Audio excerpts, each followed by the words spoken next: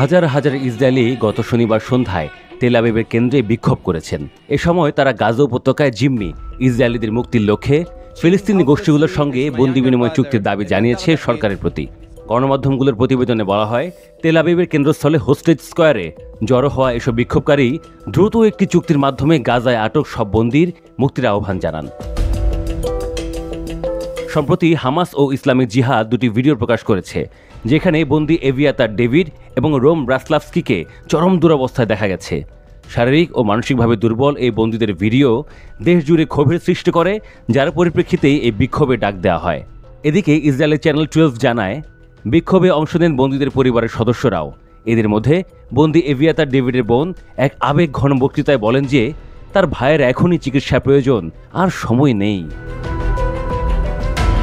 শনিবার সন্ধ্যার বিক্ষোভ ছিল দ্বিতীয়। এর আগে সকালের দিকে একই শহরে কয়েকশো ইসরায়েলি বিক্ষোভ করেন।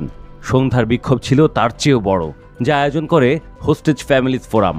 সন্ধ্যার বিক্ষোভে বন্দি এভিয়াতারের বোন আরও বলেন, আমরা ইসরায়েল সরকার, ইসরায়েলি জনগণ, বিশ্বের দেশগুলো এবং মার্কিন প্রেসিডেন্ট ডোনাল্ড ট্রাম্পের প্রতি আহ্বান জানাই, তারা যেন এভিয়াতার, গায়ে গিলবোয়া দালাল সহ অন্যান্য বন্দীদের প্রাণ বাঁচাতে যা যা সম্ভব সব কিছু করেন। বন্দীরা যেন প্রয়োজনীয় চিকিৎসা ও খাদ্য সহায়তা পান।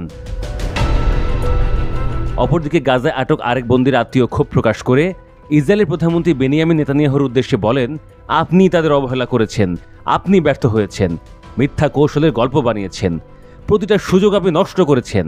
এখন আমাদের সন্তান এবং অন্য বন্দিরা এর চরম মূল্য দিচ্ছে, আর নয়। এভিয়াতার ডেভিডে ভিডিও প্রকাশ করে কাসাম ব্রিগেড। সেখানে তাকে একটা সুড়ঙ্গের ভেতর থেকে কথা বলতে দেখা যায়। তাকে দেখে মনে হয় তার হাড়ের ওপর চামড়া বসানো। ডেভিড বলছিলেন, মনে হচ্ছে আমি আবার নিজের কবর নিজেই খুঁড়ছি। কথাটা তিনি তার দেশের প্রধানমন্ত্রী বেনিয়ামিন নেতানিয়াহুর উদ্দেশ্যে বলেছিলেন। ভিডিওতে এও দেখা যায়, সুড়ঙ্গের দেয়ালে ডেভিড কি যেন লিখে রেখেছেন। বলছিলেন যে তিনি ঠিক জানেন না তিনি আর কি খেতে পাবেন, কারণ তার খাবারের তালিকায় কোনো মাংস নেই, মাছ নেই, শুধু মসুর ডাল আর শিম।